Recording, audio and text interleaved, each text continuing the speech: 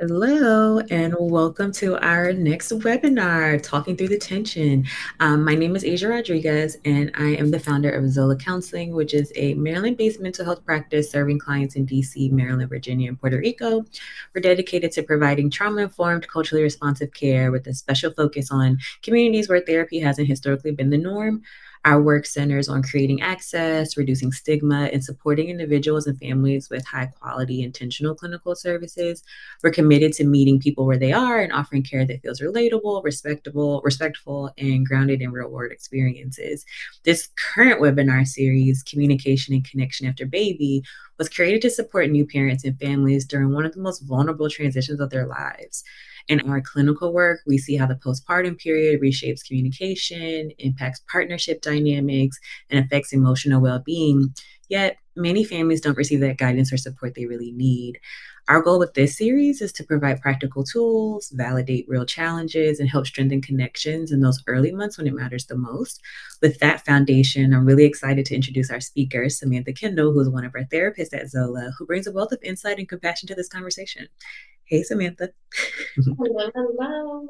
Hello, everyone. I'm Samantha Kendall, a licensed graduate marriage and family therapist in the state of Maryland.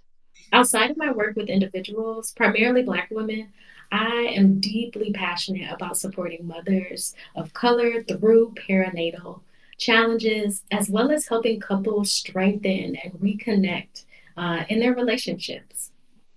This webinar series, Communication and Connection After Baby, really brings both of those areas of my work together in a very seamless way. And I'm super excited to be sharing this with you all.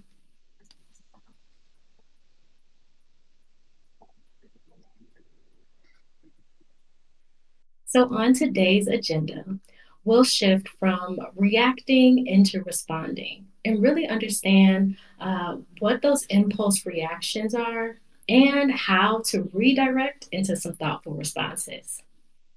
We'll also lean into the impact of stress on communication and really explore how stress affects our ability to connect and communicate. And I'll share some 4 communication pitfall traps and share an actionable tool with you. Pause, name, and reframe. And then we'll also discuss our communication styles. Where do they actually come from? What do they pull from? And as always, repair. So, we'll also discuss a repair ritual and really discover how to mend when communication does break down and how do we rebuild trust. And at the end, we'll talk about those key takeaways. So, stay tuned. When it comes to reacting, we aren't listening or hearing each other. When we think about responding, we're really leaning in and sharing and understanding each other. Conflict is a normal part of growth after welcoming a baby into your lives. Sleep deprivation and stress can quickly turn a small misunderstanding into a big argument and leave us feeling really disconnected. Today's goal is really to learn those practical tools, as Asia shared, to stay connected even when emotions run high and fatigue has set in. The key takeaway here is that we aren't eliminating conflict. We're just learning to handle it with care, as well as handle our partners with care. When we respond with understanding, we build that safety, not that distance.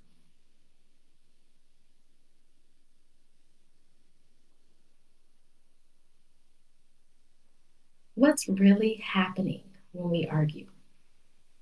So, the realities of parenthood has set in. We might be sleep deprived or very stressed.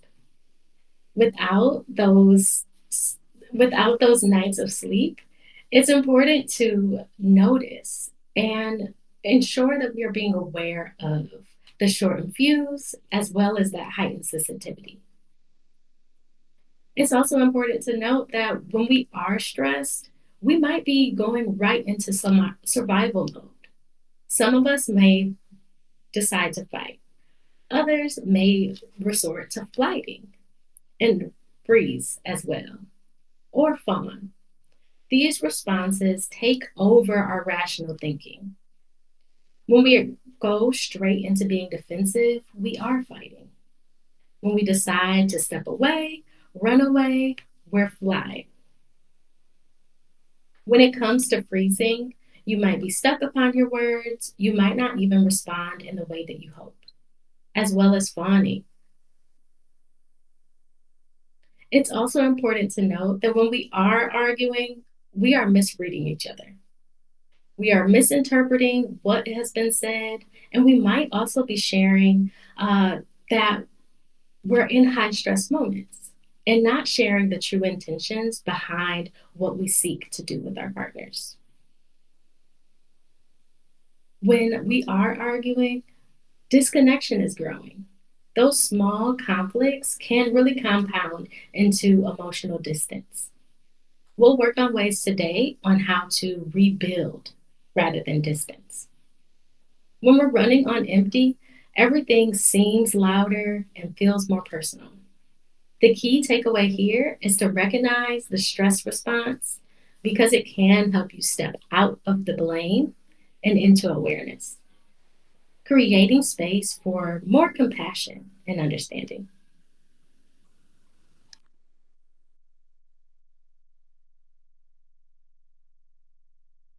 Now, let's talk about those common baby pitfalls. It's important to note when we are discussing criticism, it may come out as attacking our partner's character, maybe saying things that are absolutes. You never helped me with the baby. Instead, maybe share what we are truly feeling. We'll talk about that more during pause, name, and reframe. But it's important to note we'll be linking to some of these common baby pitfalls to some of our repair rituals. Defensiveness. When we decide to protect ourselves instead of listening and opening our hearts. I'm too tired. Blocks hearing the need of our partner. Ensuring that you are saying things around uh, your partner and maybe what you're feeling, but also inviting your partner in to share how they're feeling. If you are tired, maybe also asking them, hey, are you as tired as me? Stonewalling. It can be described as shutting down to avoid conflict, often freezing. Giving the silent treatment or walking away mid discussion might mean that we're not in a place to speak. Noticing when you are stonewalling can allow you to make a different choice at that time. And contempt. It can often be known as disrespect through sarcasm or your tone. Sharing, of course, you'd say that, with an eye roll can really block your partner from truly being able to share how they're feeling or allow you to really share how you are feeling. The key point is to really give yourself grace as you interact with your partner and share grace with your partner as well. We all fall into patterns and common pitfalls, especially when we're tired. Naming them is really the first step toward breaking them.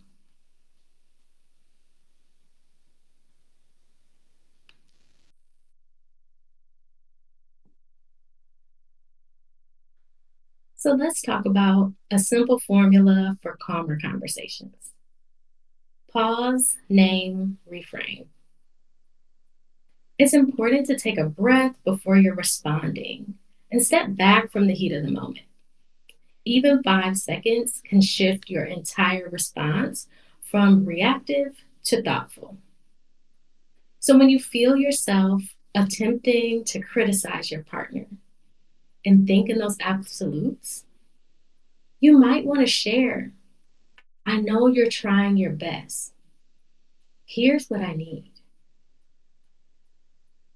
Or if you feel yourself becoming defensive and attempting to protect yourself, maybe taking a second to take that breath might be the first step to avoiding becoming defensive. And when you feel yourself stonewalling, take a pause. Reflect on what has occurred and what you're truly feeling. And then attempt to gather your response using name, using an I statement to express your feelings by saying, I feel overwhelmed, instead of, you don't help. This means that you are removing the blame and inviting understanding. If you feel yourself attempting to use contempt, so maybe your body language is giving that eye roll, or maybe that huffing sigh at the end of a sentence. Allow yourself to clearly name what you are feeling. If that's anger, say it. I'm angry. But also utilize those reframes. Identify exactly what you need. And sometimes this does not happen in the moment. The idea is not to be perfect here, but to allow yourself space and time to pause, name, and reframe before you say something that you can't take back. When we reframe, we are not only identifying what we need, but ensuring that we have a clear request and create actionable solutions where our partner can fall in. I need 20 minutes for a break instead of, you won't help me. Allowing yourself to be very clear about what you need in those steps can actually help you fulfill that need. When it comes to the key here, is just to note language is powerful. Small shifts create safety. When we name needs instead of blame actions, connection returns faster. So it might be perfect to practice. Pause, name, using that I statement, and reframe. Now let's talk about communication. Where do these communication styles come from? And often they're influenced by our families.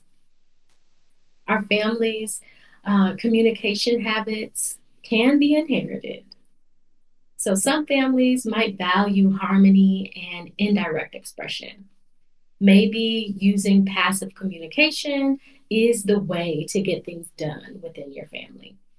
So that might be making your problems seem smaller than they are to make them more digestible. While others might value direct communication and open confrontation. Some of us are confrontation averse. So having a partner who is very direct in how they feel might make us feel like, where do we fall in? But it's important to note that your inherited style pulls from the communication patterns you learned growing up. Both can be helpful and some can still be limiting. It's also clear that cultural messages about strength can discourage us from being vulnerable. If we're always attempting to be strong and take on more and more, we can feel like it's harder to express when we need something or admit struggles. So I might be talking to my moms out there. Many of us learn to stay quiet to keep the peace. But at this vulnerable time, when you just welcomed a baby into this world, it's important to continue to share your needs. Well, yes, the baby may need those diaper changes and needs that love. And you need to probably keep up with that pumping schedule and that feeding schedule. But still allow yourself to know that you both are the reason why this continues to go round. This cycle is here because you are. And each piece, when you share your needs, is valid and important. Your chosen style, once you become aware of how you communicate during tension, you can then become more intentional with your approach. The key here is that peace without honesty isn't genuine connection. It's just silence. Redefine your communication for your family by mixing what's meaningful with what creates true intimacy and safety.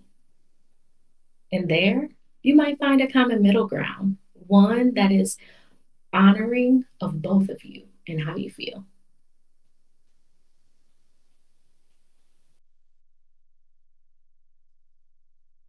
Now, let's talk about how to reconnect. What is a repair ritual and how do we get there? We've explored a little bit about these pieces, but it's important to note that having a clear repair ritual within your relationship allows you to move towards rebuilding safety.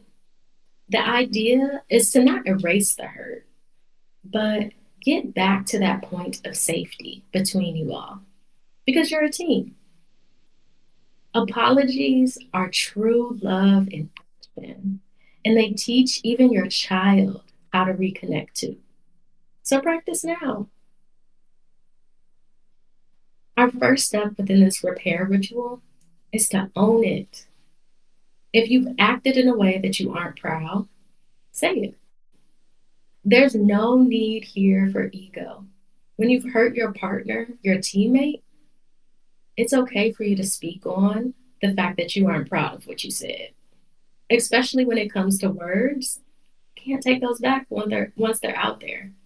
And we may have pulled on our partner's insecurities, and we know that's not our intention, especially when it comes to those common baby pitfalls.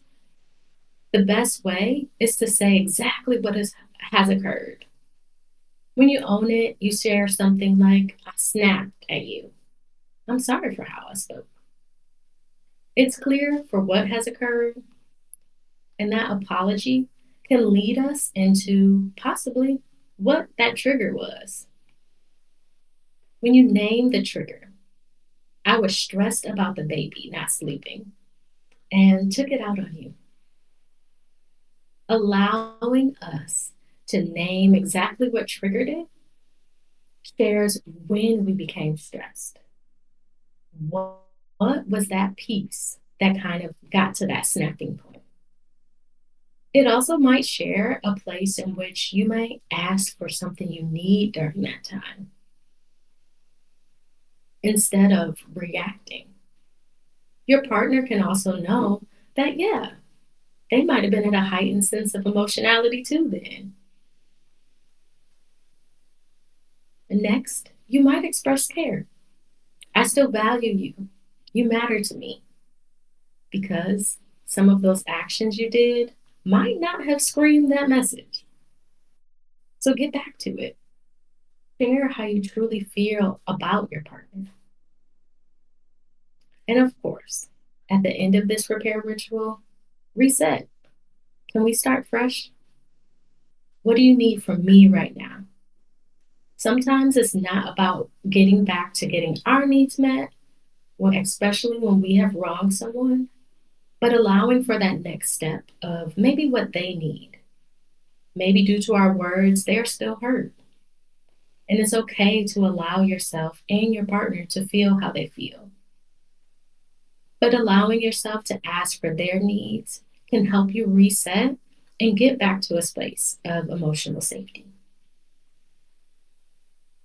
So remember here, the goal isn't to be perfect. Quick repairs after conflicts really can prevent small wounds from becoming lasting scars. And as always, practice makes progress, not perfect.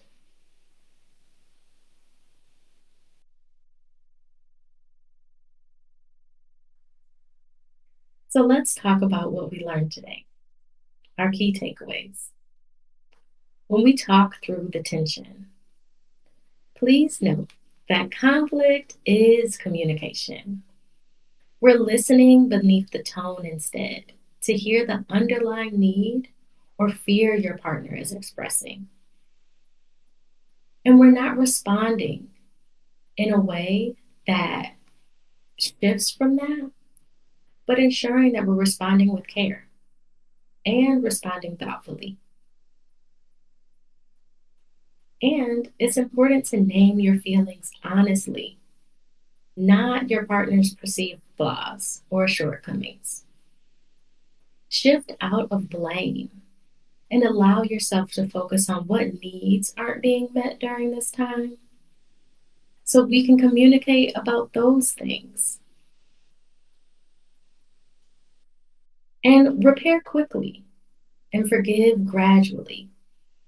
The idea is to move forward together with patience, knowing healing takes time and repeated effort.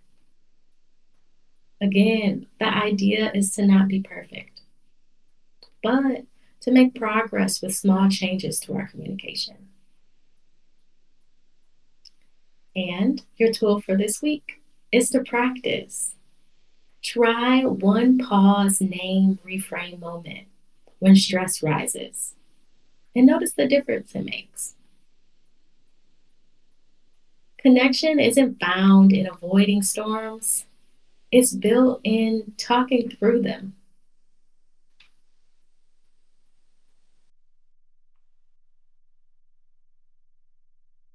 When we speak kind and with kindness, we remind each other that we're on the same team. Thank you for being here with us today and investing in your relationship during this transformative time. If you want more of this, visit our website to read blogs written by our therapists and connect with us.